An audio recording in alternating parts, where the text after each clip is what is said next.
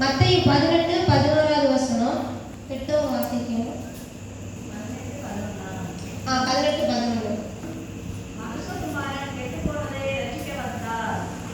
மனுஷகுமாரன் யாருன்னு ஏசப்பா, மனுஷகுமாரன் ஏசப்பா கெட்டு போன இந்த நம்மளை ரட்சிக்க வந்தாங்க. நம்ம எப்படி கெட்டு போயிருந்தோம் ஃபர்ஸ்ட் பார்ப்போம்.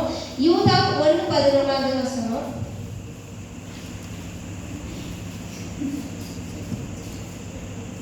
யூதா 1:11. இவர்களுக்கு ஐயோ, இவர்கள் காயினுடைய வழியில் நடந்து பிழையாம் கூலிக்காக செய்த வஞ்சகத்திலே விரைந்தோடி கோரா எதிர்த்து பேசின பாவத்திற்குள்ளாகி கெட்டு போனார்கள். இதை நம்ம 3 வார்த்தைகளை பார்க்கணும். ஃபர்ஸ்ட் இவர்களுக்கு ஐயோ. யாருக்கு ஐயோ அப்படின்னு ஏசப்பா சொல்றாங்கன்னா, காயினோட வழியில் நடந்து. காயின் ஃபர்ஸ்ட் என்ன செஞ்சாலும் பார்ப்போம். ஆதியாகமம் 4:8 வசனம்.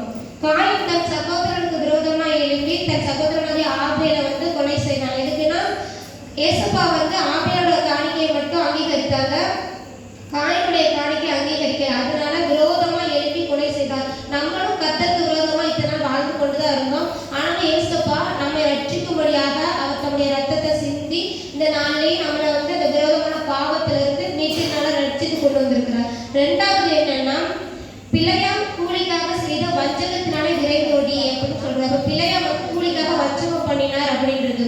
இதுல நம்ம 2வது பார்க்க போது ஆதியாகமம் 37வது அதிகாரத்துல 28வது வசனம். யோசேப்பை அவருடைய சகோதரர்கள் 20 வெள்ளி காசுக்காக இஸ்மவேலர்கிட்ட விற்று கொடுக்குறாங்க. எதுக்குன்னா தன் சகோதரன் சொப்பனம் கண்டு அவனுடைய சகோதரர் எல்லாருக்கும் மேலாக தன்னை உயர்த்தி சொப்பனம் காண்கிறதுனால அவனுக்கு விரோதமா, யோசேப்புக்கு விரோதமா தன்னுடைய சகோதரர்கள் எழுப்பி அவனை விற்று போட்டாங்க. ஆனாலும் ஏசப்பா அவங்க விரோதமா எழுப்பின அவங்களுக்கு முன்னாடி தான் யோசேப்பு நம்முடைய தேவன் உயர்த்தினார். அதே போலதான் இந்நாளில் நம்முடைய தேவன் அவனை உயர்த்தி கொண்டு இருக்கிறார். அதுக்கப்புறம் கோரா எதிர்த்து பேசின பாவத்துக்கு உள்ளாகி அப்படின்னு இருக்கு. இதுல மோசேக்கு விரோதமா மிரியாம் அவங்களாம் மோசேக்கு விரோதமா எதிர்த்து பேசினாங்க. அதனால பூமி தன் வாயை பிளந்து விழுங்கி போட்டு அப்படின்னு வசனம் சொல்கிறது. அதனால நம்மளும் மற்றவங்களுக்கு விரோதமா பேசக்கூடாது, மற்றவங்களுக்கு விரோதமா வஞ்சகம் செய்யக்கூடாது, மற்றவங்களுக்கு விரோதமா நம்ம வாழக்கூடாதுன்னு ஏசப்பா சொல்றாங்க.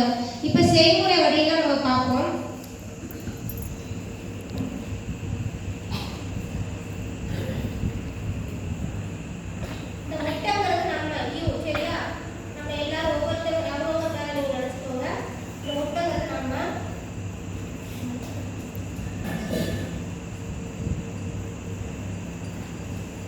இந்த தண்ணி உலகம் சரியா? இந்த